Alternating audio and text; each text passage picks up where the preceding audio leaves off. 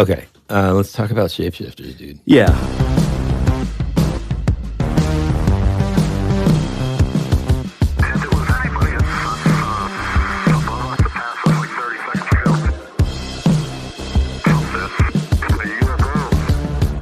Hey, all you therianthropes and shapeshifters, welcome back to your favorite podcast, That Would Be Rad, a podcast that majors in 80s and 90s nostalgia, comic culture, all things paranormal, and minors in retro video games, tabletop RPGs, pre-internet mysteries, and raising our kids to be half as cool as we were back in the 80s. I'm your host, Tyler Bentz, and this is your other host, Woody Brown. Hey, dude. Hey, man. I don't even want to waste another second. Yeah, same. I got to explain to folks. So here's the thing. Whenever I sort of think of today's topic, which is shapeshifters, the thing that comes in my mind just like almost immediately, of course, and I don't know if it's because it's literally cooler outside. We're starting to get closer. Like once September hits, I mean, let's be honest, I'm not one of those pumpkin spice latte kind of dudes, but it's like is the second that September hits, I've got like a handful of candy corn and it's Halloween season. Until Thanksgiving Day, it's basically Halloween season. You know what I mean? Yeah. So I don't know if that's what kind of like triggers this, but I always, when I think of shapeshifters, I think of werewolves or just werebeasts in general, you know, especially since we play D&D, there's all kinds in there. That's kind of like what comes to mind. I think that's probably true with a lot of folks listening. But dude, the other day I was just kind of like randomly, I don't even remember what, scrolling through, you know, weird news, and I came upon this article that triggered this whole thing. And I never really knew necessarily, or I forgot to kind of think of like this huge laundry list of shape-shifting creatures that exist in cultures all around the world. I mean, you know, we've briefly sort of talked about and began to mention and introduce you guys to skinwalkers, which is the Native American sort of shape-shifting legends here. But this article, man, there's this article that I found about a possible sighting / photo of a shapeshifter in Ireland. And it just took me down this extremely long rabbit trail. And I thought, you know what? We gotta do an episode about this. Yeah, it's really fascinating, and I mean, really kind of synchronicity too with, you know, the trailer just coming out for Secret Invasion, which is basically, you know, I mean, it's not really a spoiler, but, you know, it's Nick Fury from the Avengers universe, and he's basically kind of, you know, he's found out that like the Skrull, which are these beings, these alien beings that can shapeshift and look like, you know, any sort of human they want. They've sort of infiltrated the U.S. government and like other heroes and all that stuff. But I don't know. I just thought the synchronicity was pretty funny that you brought that up. Another thing, there's a lot of these characters that we've discussed on the show, like some of the show topics, like the Aswang, maybe even the Knot Deer. These we've spoke about the Wendigo. These are all characters that could, you know, there's a lot of this sort of like overlap that they could fall into like shapeshifters, which is pretty cool. And also it's like, you know, like you said, I think, I mean, the way you sort of pitched it to me, at least, you pitched it to me like, hey, I kind of got this like little idea. Let's just do some shapeshifters. But boy, when you start looking, dude, it is everywhere. Yeah, it becomes a little overwhelming. So today, like initially I wanted to do an episode about shapeshifters, you know, nice and general. And then as I started to dive into each one of these, I'm like, dude, there's so much just tasty, delicious lore about all of these things that I thought maybe let's focus on this Irish tradition. And then I found another one that's kind of like close in proximity, but very different in terms of the type of shapeshifter it is. But it just like, once I went down that rabbit trail about this one, I was like, oh man, this is really interesting. I want to talk about it. So first, if you don't mind, let's focus on this one in Ireland. Can I tell you about kind of what went on? I mean, this photo is only a couple of weeks old. Oh, yeah, from the photo, yeah. Okay, so there's this paranormal research group called the Paranormal Supernatural Investigation Group. Now, they didn't get super creative with the name, But at least, in that name, you kind of know what they do, right? There's no question. All right. So they were investigating this ancient castle in Ireland. And again, potentially photograph something that some believe could be this legendary shape-shifting entity that is said to have dwelled on this property for like centuries, dude. Wow. Now, when we first started talking about this, I sent you this picture. Yeah. I just want what was your reaction when you saw it? Okay, so even though I am definitely on the side of being a true believer with this stuff, at least I try to be open-minded. On the other hand, I try to kind of, especially when it comes to stuff like the sort of the concept of pareidolia, where it's it's oh, well, here's a photo of an orb, and if you look real close, it looks like there's you can see the face of an angel or the face of this, so-and-so's grandmother that passed away. I usually dismiss most of that stuff just because, like pareidolia, it's our human nature to kind of find or sort of patterns, anthropomorphize human characteristics in things, So it's I remember the Virgin Mary and a piece of toast. Yeah, right. Yeah. As a kid, my dad built our first house, the house that I grew up in, and it was just wood. And then he left. Wood everywhere. And I remember, just laying in bed and looking at the walls and stuff. You would always find faces, and especially being an artist too, I think probably even more so. But so with this, I really tried to sort of be wow, I think that's a little bit of pareidolia, but I don't know, man. It's dude. It's pretty creepy and pretty hard to dismiss, I would say. Yeah. It's again, I'm kind of the same way. I mean, dude, one of my favorite things to do with the kids and stuff too is just sit on our front lawn, look up and just do the cloud spotting thing, where we just hey, that one looks like, a whale, and hey, do you see that one? That one looks like, whatever. And so I 100%, I agree that a lot of us have that sort of innate reaction when we see something, by nature. We just kind of it just reminds us of something in our mind, kind of whatever. This photo, though, man, is, no matter what, creepy as heck, especially when you kind of pair that with the legend and lore about this thing in general. So what they think they saw is this entity called a Puca. That's spelled differently depending on kind of what region it's in, but there's a bunch of different variations. In Ireland, it's Puca, and then in other places Pooka. Right. Well, then there's some weird sort of Old English and Scandinavian type stuff. And what is the Irish, the earliest language? What am I thinking of? Celtic. Yeah. We'll go with that. I think I'm thinking of something else, but yes. Okay. Hey, man, good point. I'm just going to take this opportunity. Hey, man, thank you for showing up today, man. I don't even know where the show, especially this episode, I don't know where it would be without that little piece of input, which was more of a question, really. But anyways, I'm glad that you decided to interrupt with that. So these folks captured this photo, and the name of the castle is Lackeen Castle, which is this centuries-old structure. I mean, I think I sort of found various info about this in general, but I'm pretty sure it's I think it's 12th century. But anyhow, it's now a national monument in Ireland. And what's funny is the second I read this story, or at least read the headline, the first thing I thought of was oh man, I wonder if it's the place that we were near, because there was this old abbey that was just in the middle of these woods, man, close to, or literally right across the street from where we stayed. Gaelic. Gaelic. Okay. That's what I was thinking. Where we stayed in Ireland, this bed and breakfast right across the street there. And just literally, dude, it's just you're running these nature trails, and all of a sudden, boop, there's an ancient abbey right there, just in the middle of it all. And you're what in the world? Yeah. So I was hoping that would be it, because nothing weird happened to me while I was in Ireland, but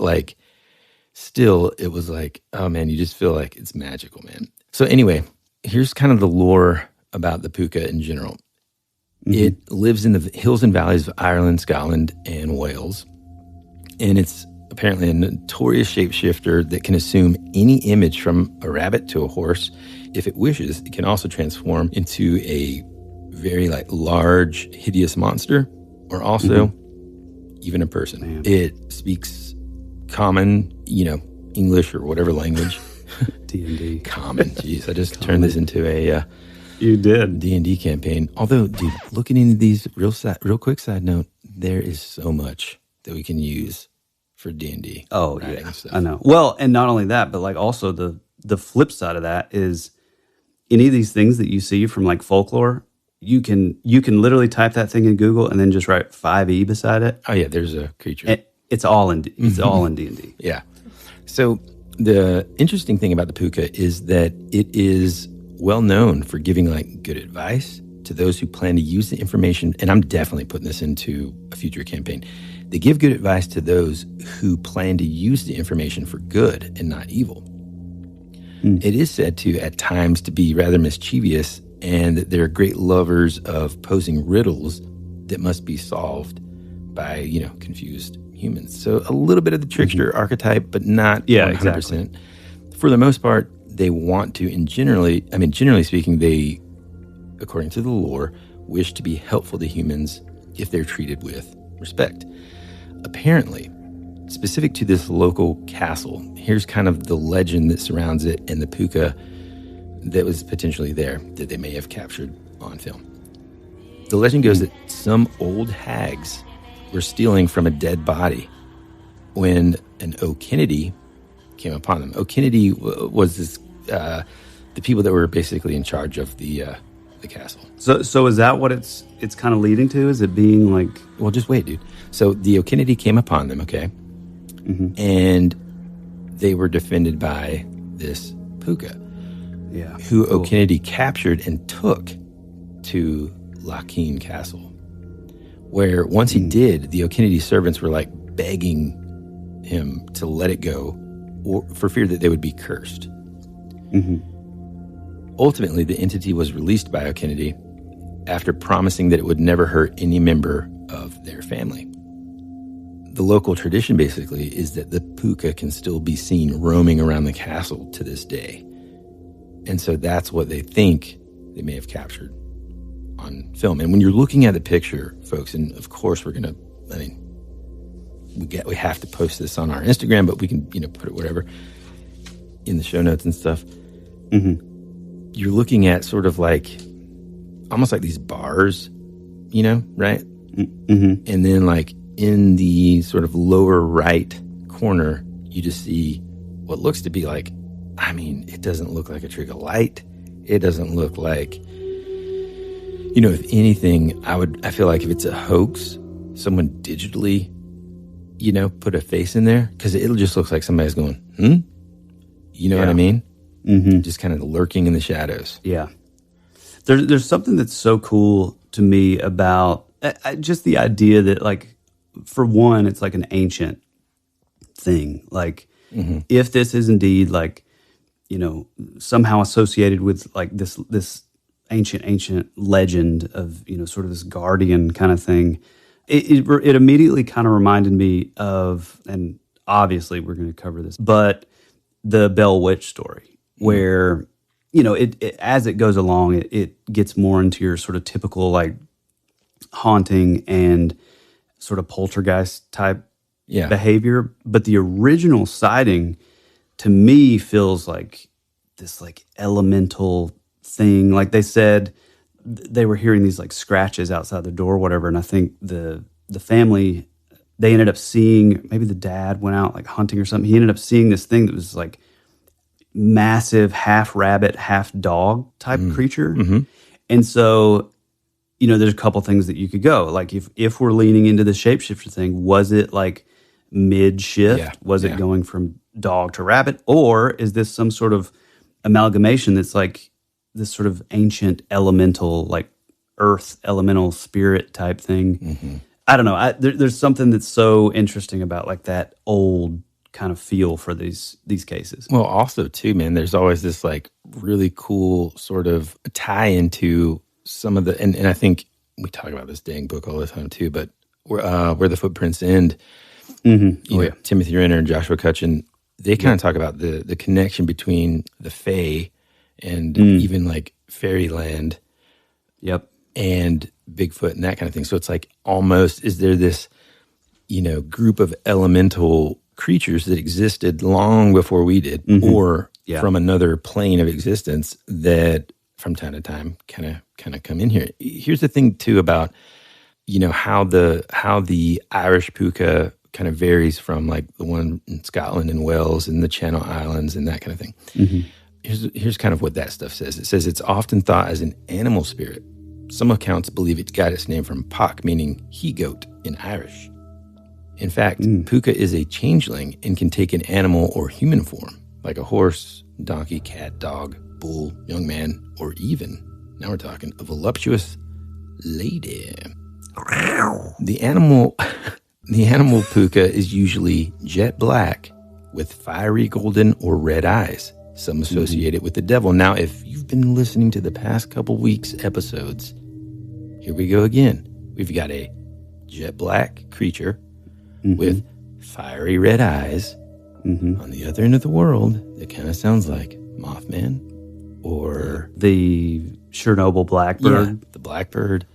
I mean, well, let me say real quick also that one of the things, and we did mention this. Well, we just recorded a full Patreon episode, so we may have mentioned it there. But there is like this like massive, wide appeal of this like theme or this trope in almost all cultures. I mean, you look, it's all Asian cultures have them, all, African, like, the British Isles, and the thing is too, is it's like much like Bigfoot, which it's something that we've said on the show. It's like much like Bigfoot, there's got to be something more to this than like, oh, it's just silly, oral history, fairy tales, or cautionary tales to keep children out of the woods at night and, not to get lost or whatever. But at the same time, like, I don't know. I don't know that I believe that as much as maybe I once did, just because there are so many similarities. I mean, obviously there's differences, like the Aswang and like a lot of the, especially with like the Asian and the Japanese, like you look at like the Shinto religion, it's like there's so many things that are looked at as like, oh, well, that's just like an umbrella, but it's going to have like a soul and like, or multiple souls. It kind of gets confusing, but and it's able to shapeshift into this other thing, kind of like a mimic almost in D&D, But it's amazing that like this is such a theme that's almost like ingrained in our DNA since like the beginning of time. It's you find petroglyphs and of these men or whatever that all of a sudden it's a regular man and now it's a goat man, or now it's has like horns. It's like the concept of like the Minotaur or the Centaur, or these are all things that could fit in that shapeshifting camp. Yeah, and it even goes into sometimes like into like gnomes and like, I mean, oh yeah, big time. What's interesting, when you start looking these things up, especially the Irish legend of the Puca, they define it as a phantom fairy creature. So it's like there's these ties amongst all of humanity, and a little bit of Passport Magonia kind of goes into that. Oh yeah, big time. And it's like, where do these originate from? It's so fascinating to me. For the Puca in general, though, it is sort of that trickster archetype. I mean, depending on where you lived or where it was in Ireland or whatever, it would either be known as helpful or menacing. And it was known to help farmers, for example, but it was also known to like wreak havoc. And, the fact that it likes puzzles and like kind of like fooling with people and like determining, whether or not they have good intentions when they ask it a question. It's almost like the Rumpelstiltskin deal too. It's like you have to answer this riddle to, or whatever. It's like there's always that like you said, the trickster element tied to these things. Which again, the trickster element is another thing that's like in our earliest, DNA type thing. It's like, that concept's been around forever too, Yeah. And guess what, folks? It's not just ancient sightings. Besides this photo that was literally taken just a couple weeks ago in August of 2022, let me read this.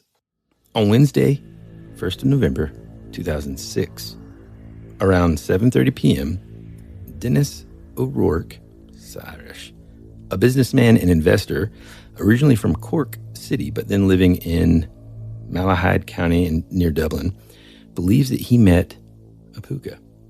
A strange and well-dressed man was outside of the front gate of Dennis's home. This man struck up a conversation with Dennis, claiming he had known him for many years. He went on to tell Dennis about his family, true facts that no one could have known, going back 3 generations, and how over the years they had lost and gained money. This man, who did not give a name, also said that family finances were based on more than just heritage. Over the next couple of years, O'Rourke witnessed not merely fiscal fall of country, but his own financial ruin, including his business, his family, and home.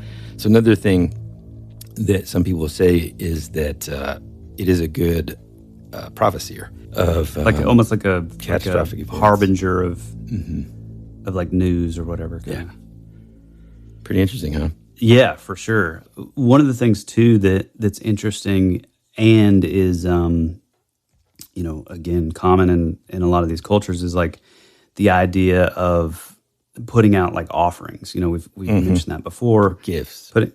Leaving a little thimble of milk out for the brownies, or it goes all across the globe. And I like the idea that you can sort of sway these sort of mischievous trickster type characters. You can sort of sway them to sort of help you out. And I know there's some things where you can, if you leave offerings, I don't think it's the brownies, but it's one of those, sort of British or Irish type things where there are ones that are particularly there to help you find things that are lost or, weird kind of stuff. I know there was one case that I heard about years ago where, and this is so fascinating to me, where this woman had lost her wedding ring 20 years before, this, older woman.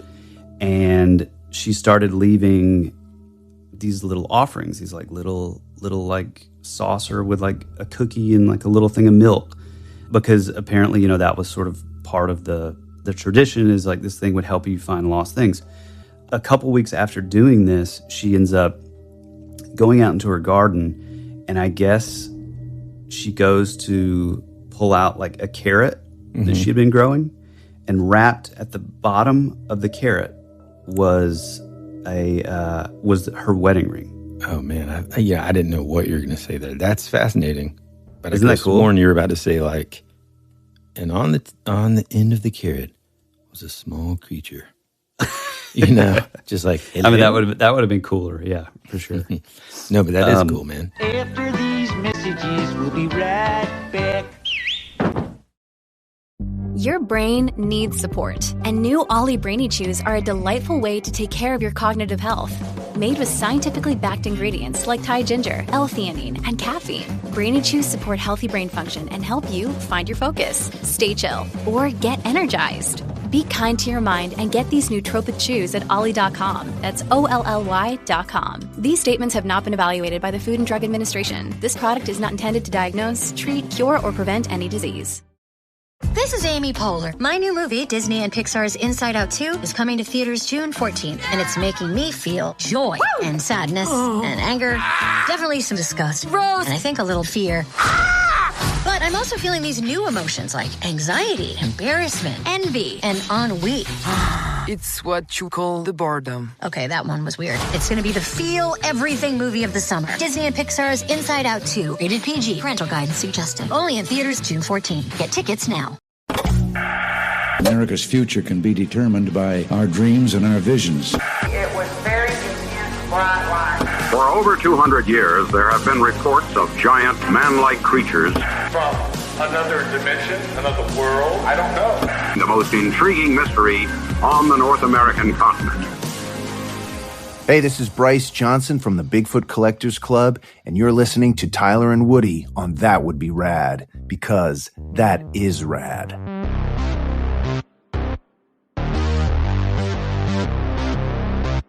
One thing in this research I discovered today, I know we're kind of getting heavy on like fairies and stuff, which this isn't a fairy episode, but this is, there's just so much overlap. A lot of these, shapeshifters are attributed to being of, fairy origin. Yeah. There's this, which is weird because you have a lot of Italian ancestry in you. Mm-hmm. I've never looked at like Italy or thought of Italy as having like fairies, but they have this thing called the Mascangana of like Sardinian and early Italian folklore, where they're these like fairies, but it's interesting because they're totally different in a lot of ways compared to like the fairies of like the British Isles and Ireland and Welsh sort of mythology.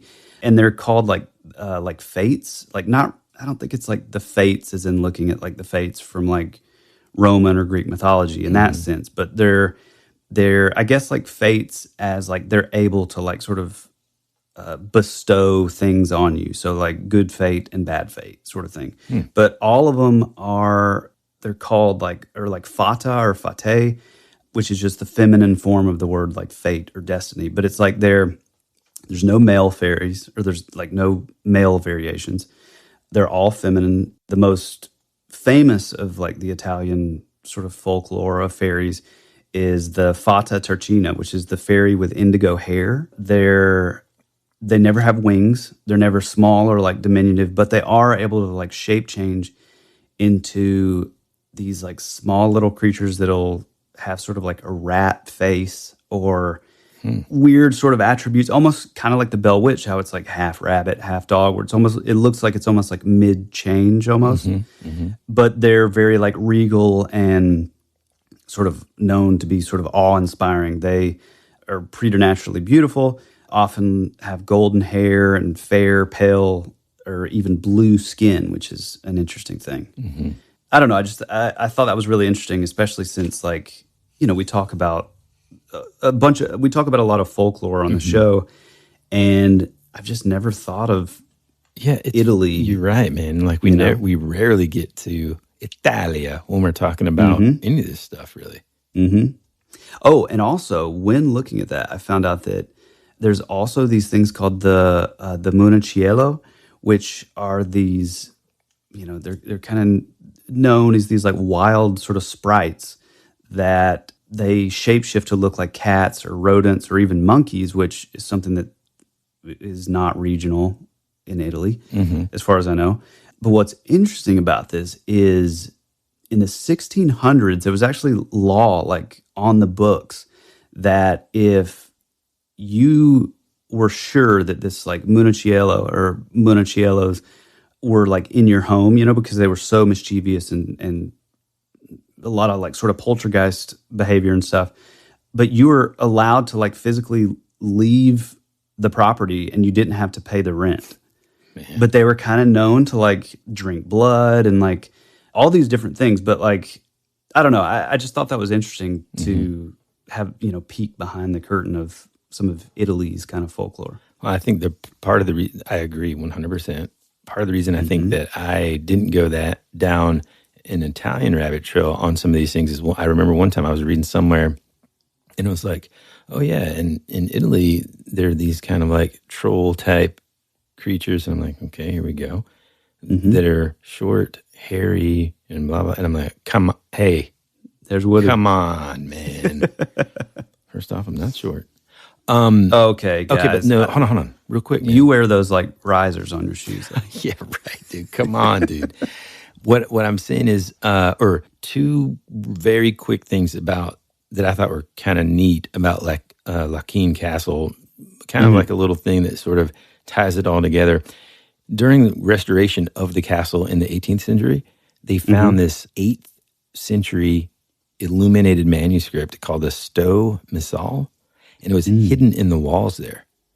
Man, that's cool. Really cool, right? And so cool. So just in case you're new to the show and you didn't listen to Season 2, Episode 3, Books of Mystery. Season 2, Episode 3, Books of Mystery. The Voynich manuscript. Where we kind of define what an illuminated manuscript is. And it's a real quick definition. Basically, it's these handwritten books that were done ages and ages ago that have like painted decorations, typically like, around the borders and stuff, that generally include precious metals like gold and silver. This one was just a very small sort of like book that was just based on its size and stuff, they say was probably so that like clerics and stuff could like carry it around. And so there was like, I think on the front half, it had like, a mass ceremony and, just various sort of Catholic rules and stuff. So anyway, I just thought it was kind of cool. That is cool. Yeah. Yeah. It reminds me of like the Codex Gigas and those we go pretty heavy into it. Yeah. On that episode for sure. Yeah. It gets pretty deep. Yeah. I love that. So you're saying that was found in this same castle. In the castle. Wow. Yeah. Hidden in the wall. Man, that's fascinating. I mean, I love the idea. So, obviously these places are, from what we know, which, man, I've been really getting into this like mud flood and like sort of, it's a whole other rabbit trail for sure. But I've been getting into this thing where it's like this idea that there's like other civilizations like before, and we've just pretty much built on top of those civilizations. But, as we know now, America is sort of looked at as like a new country, so like Ireland and those countries are looked at as much more sort of ancient and stuff. But I love the idea, and this was a lot of American Gods, sort of those concepts. Yeah, that's so good. But the idea that like, what if this Bell Witch, which is kind of known to be like one of the most haunting, one of the most well-known hauntings anywhere. What if this thing was a Puca that pretty much hitched a ride on the ship to the New World, and now it's here in I think it's Tennessee, I guess. Man, I don't know, something like really cool about that to me. Yeah. Well, I mean, a lot of the things that we've talked about before, even like the Lugaroo and things that have ended up sort of, you kind of almost imagine it sort of leaving its old world and traveling to the new world, quote unquote, new world, America, and sort of beginning to get its power. And then slowly over time, that power sort of feigning a little bit because those believers aren't really here. Those traditions aren't passed on. I mean, this goes for like Asian cultures to, Celtic cultures. I mean, yeah, it's that idea that like sort of like worship and like prayer to these things, or even like just acknowledgement. I mean, it's thought. Yeah. It's that's the thing. It's like there's an element of this that's like very like thought form or egregore or tulpa. Yeah, exactly. Where it's like the more you believe this thing and the more you, which honestly, man, I kind of believe in the sense of, I'm not saying as far as like this kind of stuff. I mean, I think it's fascinating. I think, it's all possibly true, for all we know. But I'm saying like in my sort of everyday modern life, I am totally believing, especially if, from the episode where I went into my like orbs sort of thing. Season 2, episode 39, the orb episode. I mean, to me, that was a clear indicator showing that like I was putting so much into this, so much thought into this, so much that I think that something else sort of was able to manifest because of all that like intention and thought. And I mean, there's got to be something to that. It's like, and I think that, I don't know, I think that's something that American Gods, I haven't seen the show, but it's great. I tried to,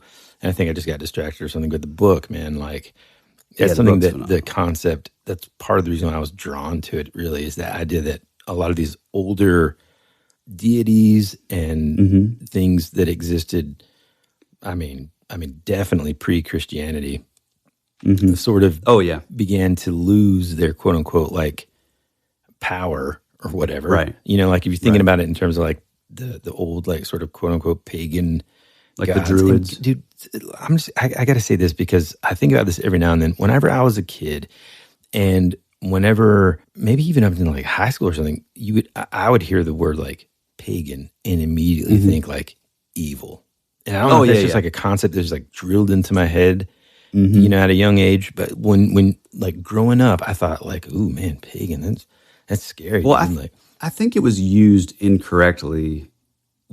Like it was almost used as far as like growing up in the Bible Belt, at least. I think it was more used in a sense of like that was the word that was used if this person like wasn't a good or Christian person. So it was like, oh, that's that thing is pagan. Yeah. When in reality, it's just even like the sort of almost like militaristic and government conquest of certain areas in Christianity in general, and the Crusades, and even before that, like the Spanish Inquisition and like all all that stuff. Yeah, pagan was.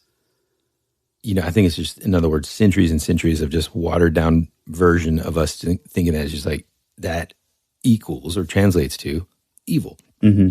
But as I start okay, go ahead. I was just going to say, like, when you start learning about those things, it's like, oh, okay, so this guy worshipped, the sun and the sea and the grass, and that's quote unquote the pagan gods.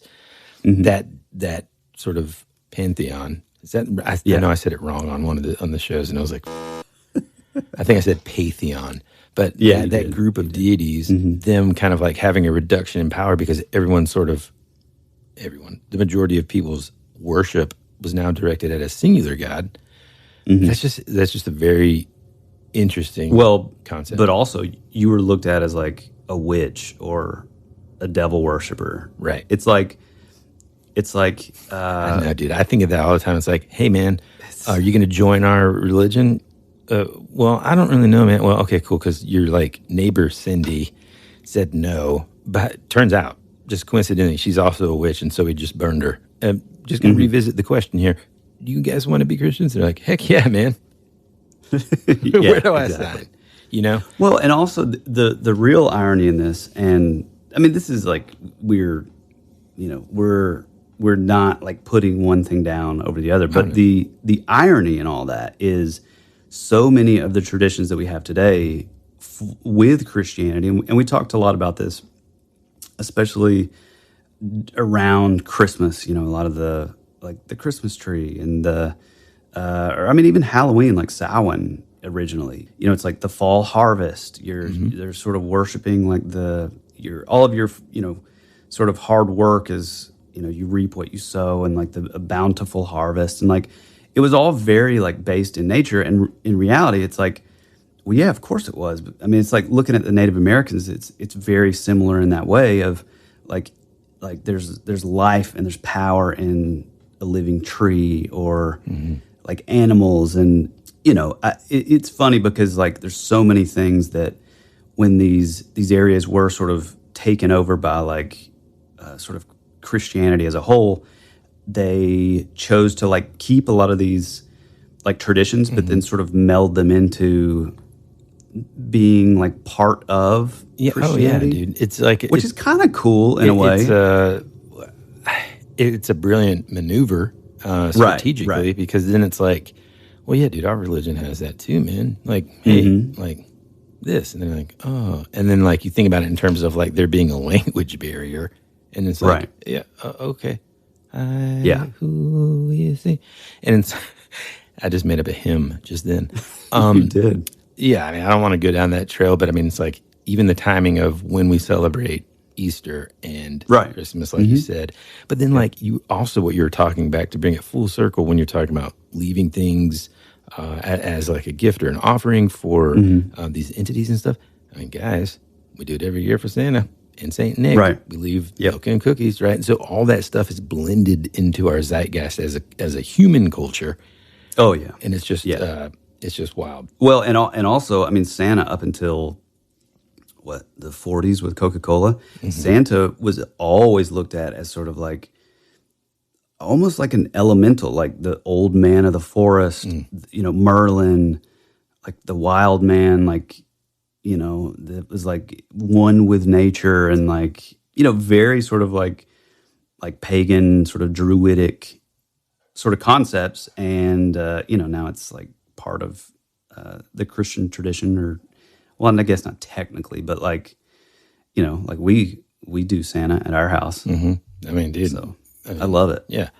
Here's the thing. I want to talk about another shapeshifter that characteristically, dude, is very different from the Puca. Mm-hmm. So this one, again, man, just randomly kind of captivated me, and it's in proximity. It's somewhat close to the area that we're talking about.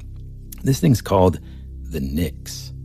I've heard of this, yeah. It's also known by a couple different names: the Nixie, the Nakin, the Nikor, the Nok, Noken, and it's a particularly nasty shape-shifting entity. So whereas the Puca is kind of like, well, it's kind of a trickster vibe, this puppy, and I almost wanted to save it for Halloween, but there's so many that we've got plenty to talk about for we'll be Halloween in October. Well, and also, like, I like the idea of maybe even revisiting some of these things that this is sort of a broad brushstroke of the shapeshifter sort of motif. Yeah.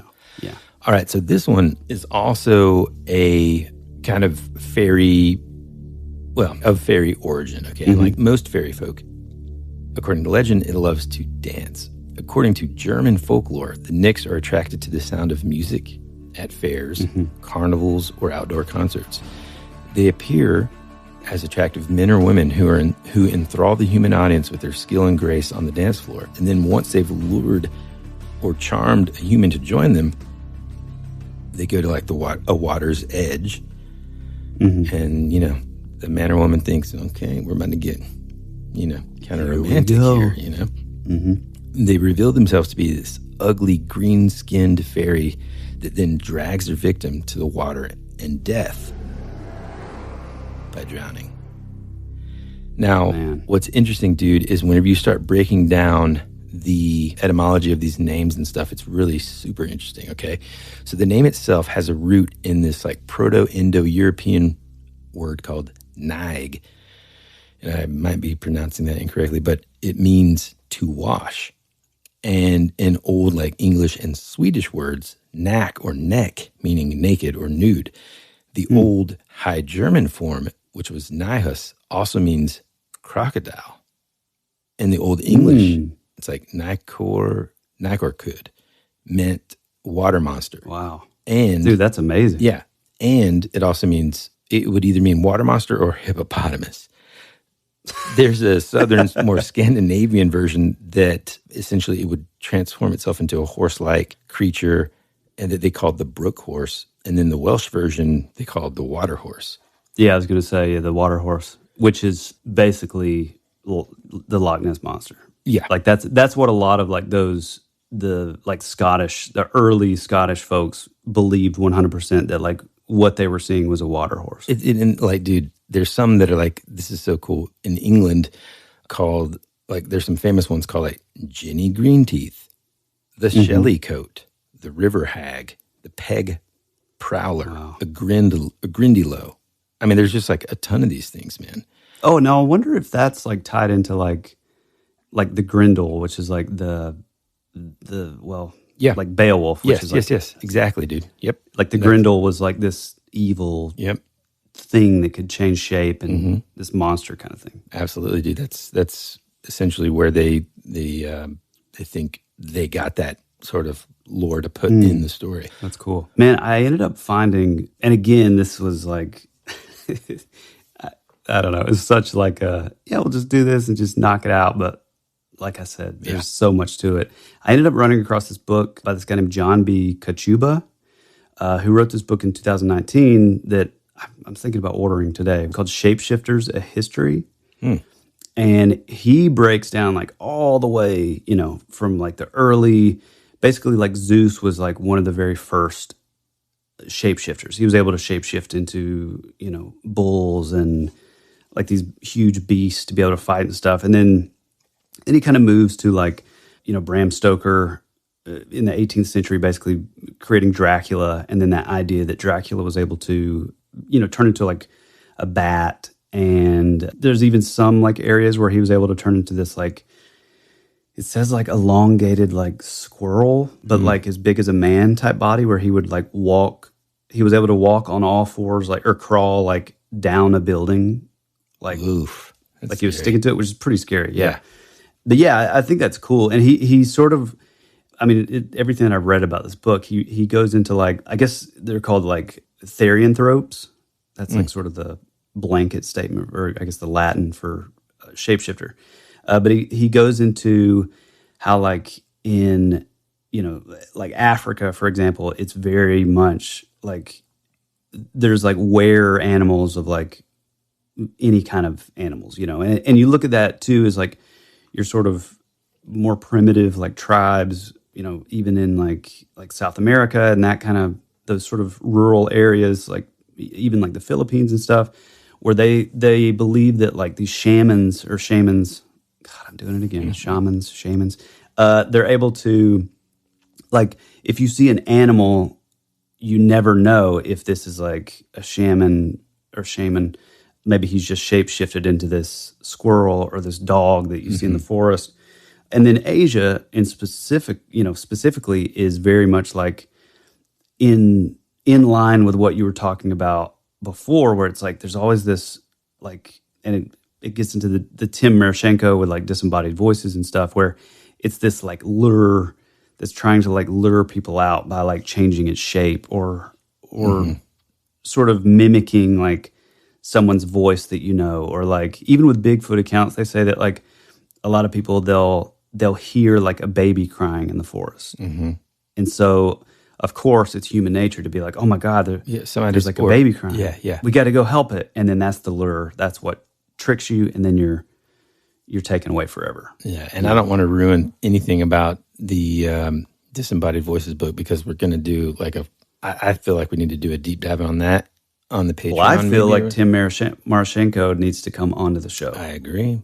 Because he is a legend in our books. Yeah, he's awesome, man. And it's a fantastic book. Like you guys can get it on Amazon, if you're interested, no matter where you are in the world, I think. So you should definitely. I mean, it's so well written, and it's terrifying, and it's amazing. Like his story is terrifying, and you know it's so good and super interesting. Makes you think about a lot of different things. Well, and I like how he ties, and this isn't like getting heavy into it. I just want to say that like I like how he ties all of these sort of motifs across the world that like maybe you never really thought of in the context of like like some like a trickster, like the god Pan, and like, but like once the way he just sort of merges all this stuff together, like you really start seeing like a through line in all cultures. Yeah, you know, it's like maybe all these different names are talking about this one thing that's all over the world. Yeah. Well, it's interesting too because we can kind of using that same sort of linear thought, like even this thing, the Nyx or the Nixie or whatever, it's very similar to like the Greek sirens and stuff. So like, exactly. By nature, this thing can be like animals and humanoids or whatever, but for the most part, it's like it is going to, it essentially lures them to the water's edge and takes them in there, man. Yeah. You know? Yeah. So here's something interesting. And, you know, oftentimes I feel like we talk about a lot of these like scary creatures and stuff. We talk about some ways that you can kind of appease them and stuff, but we never really talk about their weaknesses much.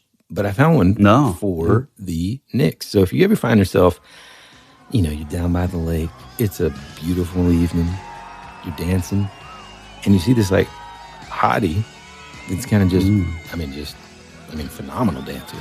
You walk up to him or her. How you doing? They catch your interest. Next thing you know, you're holding hands by the lake, and she or he starts to pull you into the water.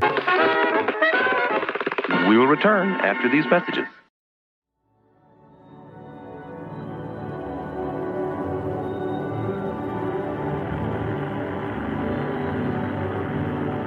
There's something out there waiting for us. And it ain't no dead.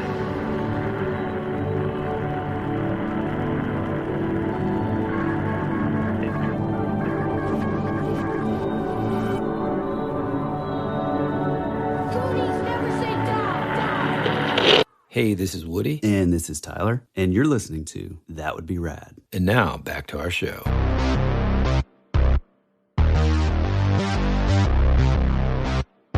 Good news, guys. The Knicks, they are weak against iron and steel. And what's interesting is sometimes, because one of their sort of popular forms is this beautiful horse that sometimes would appear to be like stuck. Think Never-Ending Story. Yeah, that's what I thought. Artax. Yeah, stuck in this like water or whatever. And, you know, back in the day, I mean, horses are valuable today for sure. But I mean, back in the day, that's like, you know, you're just walking down the trail and you see like a, you know, Bentley stuck in the mud. Yeah. And like, I can get that out. So anyway, what they would do is they would use an iron bridle while the Knicks was in that form, and it trapped him in that form. And then they would be able to kind of like control the Knicks and it be their workhorse. So, wow, kind of interesting. I'm glad you brought up the iron thing, because that's something that one of the first things that I thought of whenever we first started talking about this was the, like, you know, you mentioned it before, but like the term changeling, like in the traditional sense, where, you know, it's this idea that these like fairies or goblins even would basically abduct children, and then in the place of the child, they would leave like an old dying, you know, fairy or goblin, or like basically like a monster. But they were able to shapeshift and look like the child, but you know, that it would just be like odd behavior, like. Suddenly, now the baby is acting different. It has like a faraway look in its eyes, and it cries all the time, or it is listless and like lethargic. And one of the ways to do it is like you would hang like an iron like nail or like a spike over its bed, which I mean sounds pretty dangerous, but you would above the crib, and the iron would like force this thing to show its true self. And in that case, then, you know, once that happened, you know, the folklore would suggest that, like, you know, they would bring back your real child, because it's kind of that Rumpelstiltskin thing where it's like you've kind of beaten it at its game, so it has to like play by the rules and give you your child back. It's kind of like I like that. It's kind of like the whole premise of the movie, the Labyrinth.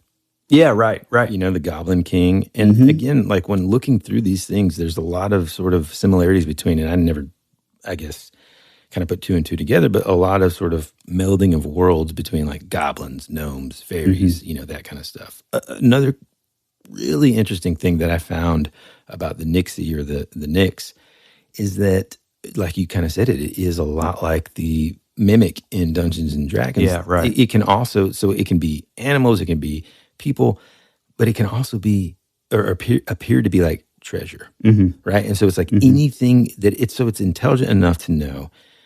It's almost like I can change myself into whatever's going to bait that person that I'm like essentially hunting and get them kind of close. I mean, again, that's the Tim Marashenko to a T, like his story, where you know, he's hearing like what sounds almost like a robotic voice outside, but it sounds like his dad, I guess. And it's like, oh God, hey, come here. And then oh my gosh, dude, I forgot to tell you about this. What? So, like a couple weeks ago, Woodrow, what did he say, man? And it was just like, oh my God, this is exactly, it's like the same kind of thing. He's like, he comes inside and I've already gotten cold chills. Yeah, I'm in my office working. He comes inside and he's like, huh? I was like, what? And he's like, I thought you were outside. I said, what do you mean? He's like, I swear I thought I heard you call my name. Dude. And so from then on, dude, I was like, get in here. He's like, what?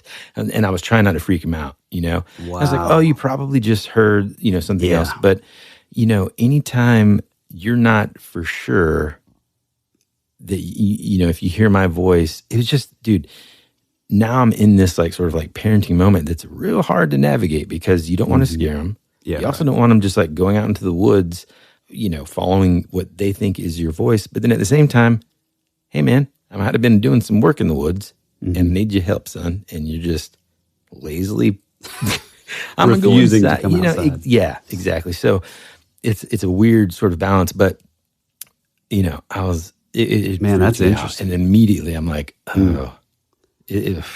Anyway. Yeah. That's really cool. We were talking a little bit about how to defeat these things, and I found some other ways. And again, silver bullet. It kind of depends on, what form they're in, and also where this legend is in terms of geography. Okay, one of the beliefs is that it can be defeated by calling its name.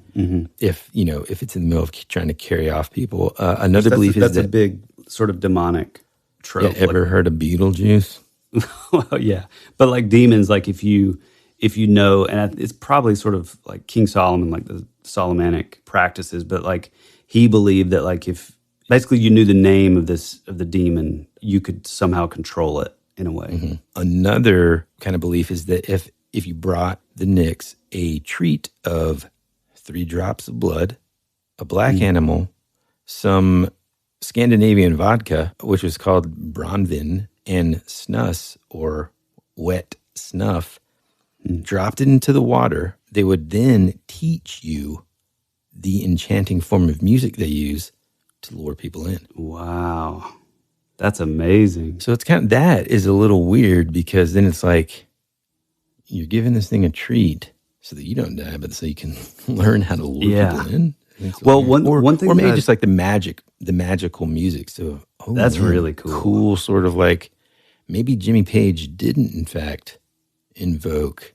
Well, we need to do a Jimmy Page dude. Oh yeah. Well, it needs to be like Aleister Crowley / Yeah. Oh yeah. Oh yeah. One thing that reminds me, when I was doing the research, I was talking about earlier, like the Shinto or like Shintoism in ancient Japan. They had this belief that there was like this, I think they're called like kamis, which are sort of like spirits or gods, but they have multiple souls. It's very confusing compared to like over here in the Western world, where it's like, oh, this thing is a ghost. This thing is like sort of this like, miasma of like multiple souls, one for destruction, one for, building, but there's like this character in there called Tengu, and it's sort of the same thing. It's like this sort of forest spirit, and it's known to kind of lure people, and it's a shapeshifter and all that. But apparently, like and I don't know if it specifically said that you would leave like an offering, like you were saying with this one, but somehow if you were able to get on its good side, it would teach you like its sort of fighting style and like stealth. And they believe that that's where a lot of like the early iterations of like the ninja comes from. It like they literally so bad that you said ninja just then. Go ahead, sorry. Well, they taught them basically all these super stealth, like how to not be seen, how to not, and it's like that's where a lot of people believe that like that whole concept of ninjas, like that's where it comes from. I mean, folks, do you understand? This is, by the way, this episode doesn't cost you anything but your ears, and we're just giving it like you just received. If you thought, just like me, there was no way that a ninja could be even cooler, and we just delivered that to you. Big time. Yeah. Man. I mean, that's incredible, dude. Yeah, it's super cool. Some other quick things about the Nix that I thought was kind of interesting. One was that it's an omen for drowning accidents. So it would actually go out to a particular spot in a lake or river and then scream at that spot. Almost there like you go. Balloon, there's the babies basically. crying. Yep. And a fatality would later take place in that area, but also swimmers and stuff could protect themselves by throwing a bit of steel in the water. But essentially where they would scream in that spot of the lake or river, and a fatality would take place later. So it could be kind of like a harbinger of doom there, but almost like a banshee. Yeah, and if you swim with, either you would throw a bit of steel into the water, or if you swam with like a necklace around your neck that had like, a piece of iron or whatever, like a small piece. You know what I'm saying? Like a little emblem or something. Well, one of the things about that, well, I don't want to cut you off. No, go ahead. What were you about to say? That's it. Go ahead. Sorry. Is the idea of like iron or like metals. I believe that like, you hear all these things about like the iron, and I believe that even sort of carries over and like trickles down into like, that's where like silver bullets come from. To me, and I don't know if, I'm sure this isn't an original sort of thought on this. I'm sure it's like, been talked about or proposed way long ago. But to me, I feel like these like, whether it's like goblin or like fae or brownies or gnomes or basically these things that are like elementals. We say that a lot, and I know it is sort of like a blanket term and sort of ambiguous, but I feel like it's sort of an umbrella term for these things that are like directly tied to like the earth, like the spirit of the forest, the spirit of, with like nymphs and dryads with like the water, and sylphs with the air. And it's like these elemental sort of spirits are all kind of in this little box. And so to me, I feel like since that's such an ancient thing, it only makes sense that like the reason that like they're so against like iron or like tools, is because it's almost like a representation of like progress or like modernity, like the modern world. Dude, something that's like really cool. Well, something that's like been like created that isn't like wasn't like intended to be created in that way. So yeah, you know what I mean? Like Or obviously we have iron ore. Yeah, I was going to say like, or if you follow like the idea that like all of these things like, that there's this concept, and I don't know what it's called, but I just remember you talking about it at some point. The world, the earth, our plane of existence or whatever gets to a certain point and then reset. Gets to a certain point and then reset. We're talking about hundreds of thousands, millions of years, whatever it is in our human time. Mm-hmm. So in other words, this isn't their first encounter with those items like iron. They know what that leads to potentially. Mm-hmm. Or another thing is that and this is kind of what I like to kind of think of, if there are creatures that exist that are able to kind of get into our plane of existence, they do so either intentionally or unintentionally. I kind of like the idea of it being unintentional at different points in time, right? And so like they know like, oh man, I've seen that before, or we've heard about this on their end. They've got books written about it's like, stay away from anything that's like this, that kind of thing. It's just a very interesting concept, dude. Yeah, that is interesting. One thing, and I think the first thing that I sort of fired back when you told me that you had this idea for Shapeshifters, when you first started telling the story about like the Irish castle, the ancient Irish castle, I thought that you were going to talk about sort of that super ancient early story of like the sort of the mysterious stranger sort of trope, if you will, where it's known that there was this ancient castle and the king was having this banquet, and it's super stormy outside, and all of a sudden this very handsome guy comes in with like a cloak on his head, and he's ultra charismatic. He like regales everybody with a toast, yet nobody knows him, but he's just like, it was almost like this sort of like hypnotizing sort of charisma, basically like a bard. In D&D. But then like as the night like goes on, like somebody notices that, or they look under the table or something, and they realize that like he has like cloven hooves. And is it like partially a satyr, or what I thought is it kind of goes back into that shape-shifting thing where there's like this sort of universal sort of protocol like in this reality where like you have to abide by like sort of our laws of like physics. So like say these things are able to like shapeshift. Say this, he was a monster, but he's able to shapeshift. There's always going to be that one thing that's off. Like they're going to have red eyes, or they're going to have like 3 fingers, or like these weird little things that like they're able to shift like 99%.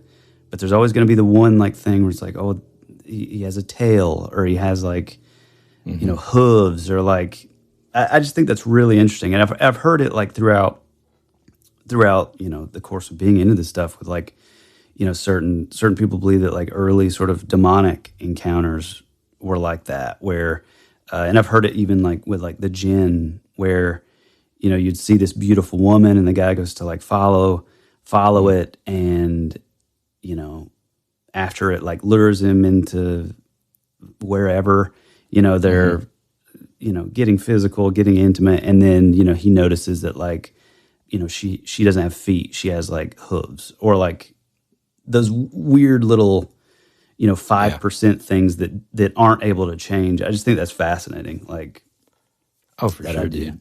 What, I was almost, like, giggling in the background because, like, the second that you started describing the dude that, like, shows up to this Irish castle and he's, like, very well dressed and everyone, he's super charismatic and everything, and then just, like, turns out later that he's got, like, these hooves or whatever. I just imagine, essentially, you remember that scene in, like, Austin Powers 3 when he's got, like, Mini-Me's, like, he's on Mini-Me's shoulders or something like that, and, like, he's just, like, a normal-sized guy with, like, little bitty legs, like, and feet. Ting, ting, ting, ting, ting. You know what I'm talking about? I can't vaguely, dude, yeah. I'm gonna send you the video. It is so hilarious, and I just imagine, like, this guy's walking through the castle just trying to play it off. He's extremely charismatic, and he's got these, like, deer feet. They're like, that's awesome. Clacking in through this, like, castle hallway. Oh man, that's amazing, hilarious. Now I wouldn't be able to forgive myself if, and I know we've gotten a little long in the tooth here. Well, I have one too. God, so that's going to get even longer. Well, I tell you what, man, I was going to say, why don't we save these two for, like, the Patreon? I mean, we can. But anyway, this isn't a very long one. It's just something that's cool. That this happened in 2018. Indonesian villagers killed this rare tiger, essentially, that they believed was a shapeshifter. And it was a Sumatran tiger that had been really just kind of, like, hunting and super dangerous in this remote Indonesian village on the island of Sumatra, where they just roam wild. And just goes to show that lore still to this day, affects people in those countries. And a little side note, like, Sumatra, my dad, when I was, I don't know, 1 or 2, worked out there, and he had, I think I may have told this story before, where he used to go on these runs early in the morning on the island of Sumatra. Remember, he's just like, I don't know if I was 1 or 2, he's probably like 24 years old, living in this other country. Prime condition. Yeah, dude. It just in amazing shape. And instead of, like, hopping a ride early in the morning before the sun came up to go to these 3 rig locations, he would just run. And so one day he ran and he's kind of out of breath because he just, like, pushed it hard.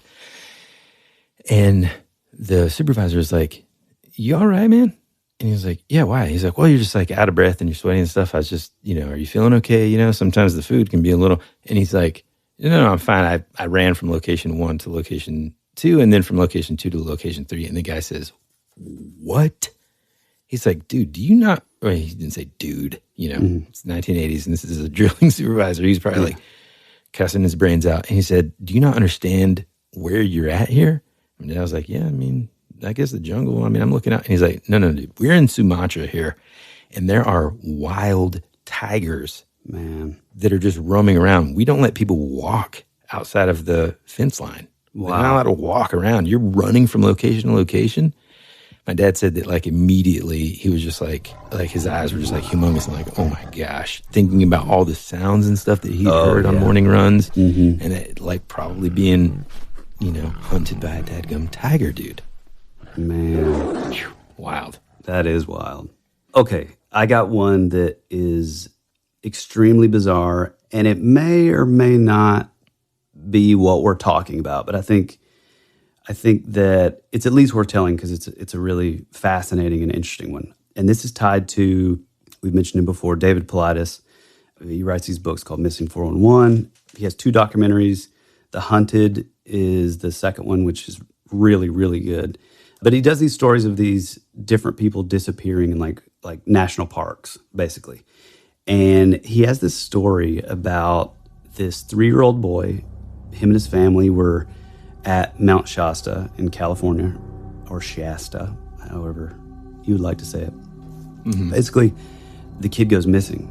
They ended up, putting on a search party, kind of going crazy. They contacted the sheriff and they called in, like, the Forest Service and had a whole group of people within, really fast. And 5 hours later, he was found in the middle right in the middle of the path where they had walked numerous times over the course of looking for him. Like alive though, bro? Alive. He was alive. Okay. Everything was good. Okay, good. So this is where it gets weird though. So 3 weeks later, the kid is hanging out with his grandmother, who he called Cappy. And he said, he just made this statement out of the blue where he said he didn't like his other grandma, Cappy. And she sort of asked him to, like, what do you mean? Yeah. And he says, don't you remember when I was lost in the woods, the other grandma, Cappy, grabbed me and took me to a creepy place. He said, so they were sitting around a fire, I guess, and he said he heard his name being called. And he said when he looked out into the woods, there he saw his grandma, Cappy. And so he got up, and then that's why he disappeared. And dude, that's what I'm saying. How do you parent against that? Yeah, I don't know either. Go ahead. Sorry. I'm none of this stuff would ever happen to us, knock on wood, just because I'm such a helicopter parent. Yeah, but he says the other grandma, Cappy, grabbed me and took me to a creepy place. But I think she's a robot. It was a cave with spiders, and there were purses and guns. I was so scared, so I didn't touch anything. But when she climbed a ladder, the light made her look like a robot, and her head would glow. And it looked like smoke, like her head was like smoking. There were other robots too, but they didn't move. She made me lay down to look at my tummy. Then she tried to get me to poop on sticky paper, but I couldn't go. She told me that I am from outer space, and they put me in my mommy's tummy. Then she took me back to the river and said, wait under the bush until someone found me. So this is where it gets even weirder. She also states that the grandson basically said that, she has your same hair, your feet, and your face. The grandmother's like really sort of freaked out by this because there's basically something's happening where there's like a doppelganger of this woman, and that was used to like abduct her grandson. She would later say that she got the impression from what he was talking about. Again, the kid's 3, so there's going to be things that like are sort of lost in translation maybe, but she said that she felt like maybe he was even talking about like a hologram, because the way he said that she looked like she was glowing and she was in a weird light when she was climbing a ladder. What? Yeah, it's really bizarre. So this is where it gets weird. So she called, the boy was staying with her. So she ended up calling the boy's father, her son, and told him. And he said, yeah, he told me this whenever it first happened, and I thought he was just making stuff up. I thought maybe it was linked to trauma, almost like a PTSD thing, and something like that. And so this is where it gets weird. So she said, I would have. You still there? Yeah. Okay, cool. I heard this weird. I'm listening with like, when you say this is where it gets weird, and they already told him to poop on sticky paper. I don't know what that means. It's weird. So that's already weird. Well, this gets even weirder. Okay. Kind of scary. So she said that she would have written off the story, as him just having an overactive imagination, because all kids have big imaginations. Sure. Yeah. If it wasn't for a strange experience that happened to her a year prior when she was camping in the same area near Fowler's Campground in McLeod, California. She claims she woke up one morning face down in the dirt, having been removed from her tent and sleeping bag. She had a puncture wound in the back of her head, and she felt violently ill that morning and felt strangely emotionless. She said she thought she had been bitten by a poisonous spider. And what was extra weird was she had a friend that was with her that was sleeping in a separate camper, and he also woke up with puncture wounds on his back and lying face down on the dirt, like further away. Dude. And he felt very ill. The only thing strange she could recall was seeing red eyes shining through the trees in their flashlights the night before, which she thought were deer. But then, that she would shine the light, and then the glowing or the red eyes would disappear, and then they would pop up like a little later in a different place. So what do you think that is? It's like there's something about it with like the head smoking and like the robot aspect that makes me feel sort of like Sam the Sandown Clown, maybe, or Sam, or the Flatwoods, or yeah. I mean, God, man. I mean, it may not be exactly like what we're talking about, but I just felt like I should bring it up. There's enough connective tissue there, man. Like, God. But it's amazing. I mean, that is pure high strangeness. There's so many. And super, super freaky, dude. Yeah. I will say that, like, on our morning runs, Woodrow and I have noticed, we've got, I don't want to go into the backstory here, but we've got 3 cats that live outside. Mm-hmm. And what they do is they follow us on our run. Mm-hmm. But they, like, run in the woods and then, like, pop out of nowhere. And it scares us every time because, like, with our headlamp, you look over and there's these, like, neon green eyes looking at you. And for a while, you can't tell if that's your cat, if that's some other animal that's in there. It's, so I've never, I can only imagine the sort of fear that I would feel. Not only, I mean, first off, let's start at the beginning. You woke up outside your tent face down. Right. Now, that's happened to me a couple of times. That was college, and there was some, like, cold beverages involved. Oh, yeah. But, oh, man, dude, that's freaky. Yeah. And then, like, the grandson, like, it's just too much, man. That's just mind-blowing. Yeah. And also, I mean, I want to save this for its own story, but there's also this story, which I kind of lean into this being like a possible Bigfoot encounter. But do you remember a few years ago when, I think it was North Carolina, the kid went missing? Do you remember this? Mm-mm. The second that those kind of headlines pop up, dude, I'm just turn it off. Well, no, this is like really fascinating. This kid was playing at his grandmother's house. It was sort of rainy and, like, below freezing temperatures in the middle of winter, and, like, I think North Carolina, maybe South Carolina. And the kid all of a sudden completely disappears. The grandmother can't find him. The kid's gone for like 3 to 5 days. I can't remember exactly.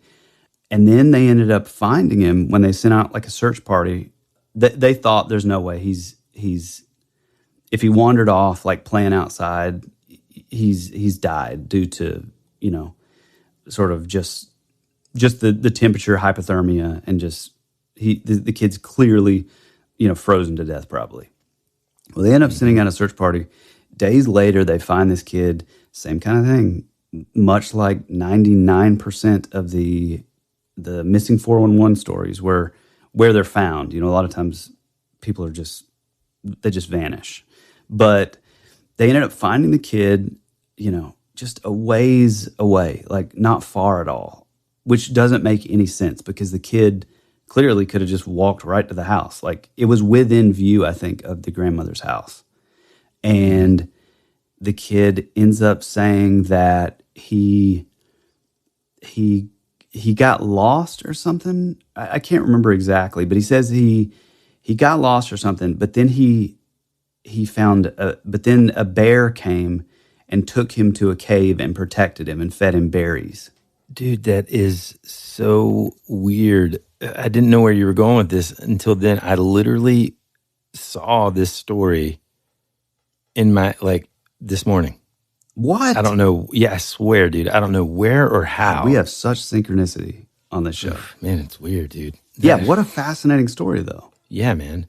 Yeah, so bear. Yeah, takes so care of this kid. I think it was probably a Bigfoot. But if it's not, maybe this was another one of those shapeshifter things. Maybe it is something that kind of lines up with what we're talking about today. I mean, maybe old Rudyard Kipling knew what he was doing when Baloo, there you go. Mm-hmm. The bear took care of old Mowgli, man. Mm-hmm. Well, the interesting thing too is the way that he described the bear, like the color and how big it was. It said, I think he does say that it, like, stood upright, which red flag number 1. Number 2, I think he says that it was brown, sort of reddish brown in color, which red flag number 2, like, within whatever that area, they ended up, getting sort of your local biologist to come out. And number 1, a bear would have been hibernating at this time. Number 2, there is no chance that if it wasn't in hibernation mode, that it would have not completely devoured this tiny 3-year-old kid. Yeah. You know what I mean? Like, because a lot of times like animals aren't able to get into hibernation mode because they don't have like enough food stored.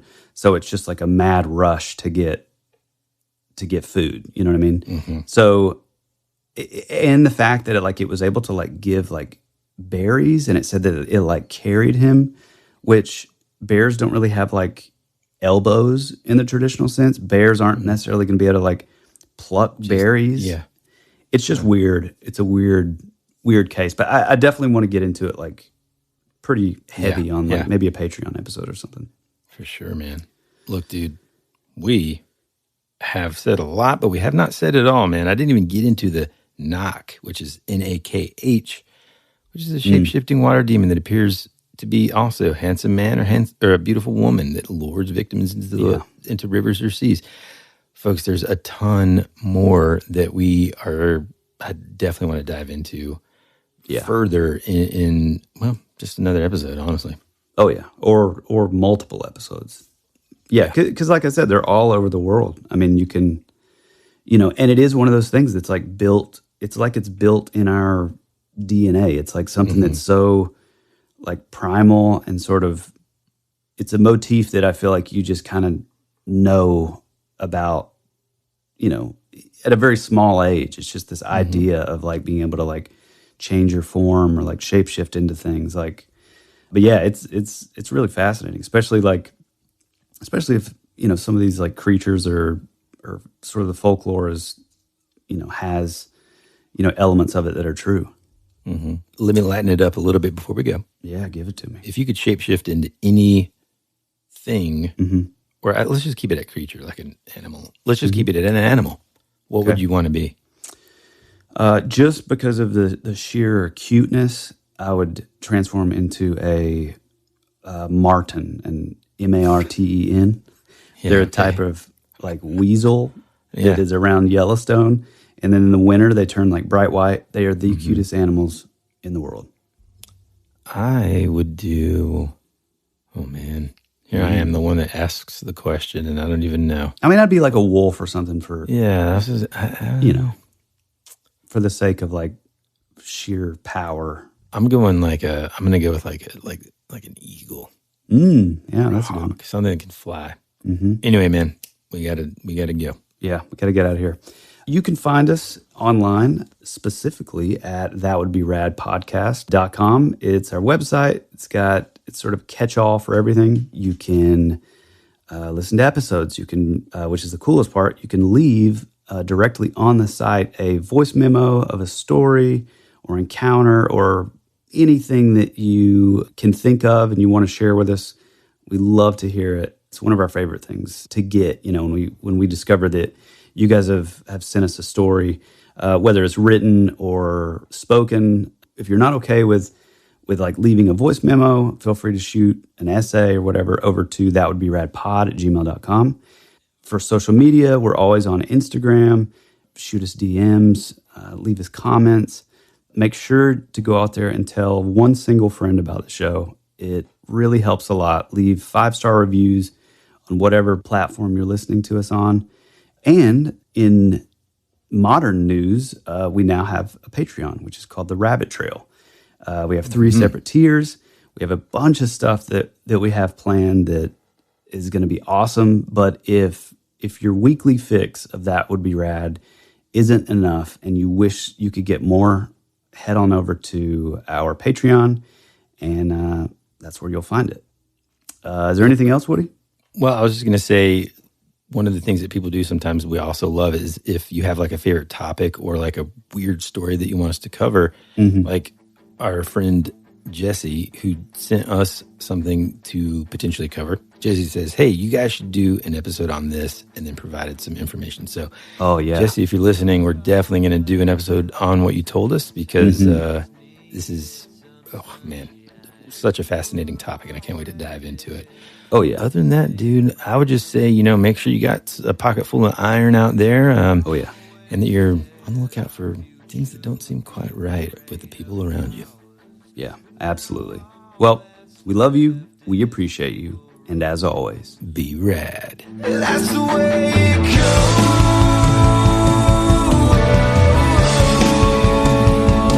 The way it goes.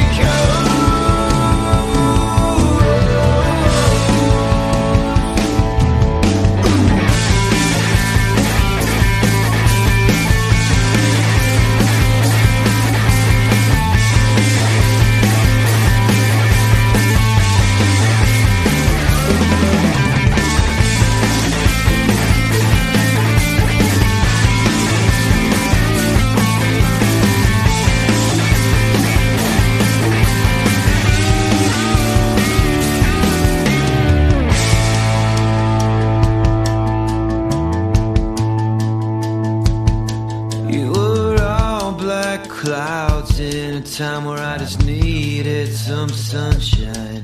You were already dead before you became a ghost.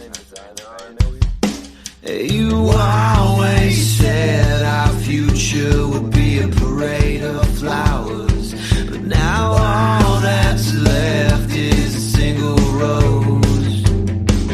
That's the way it goes.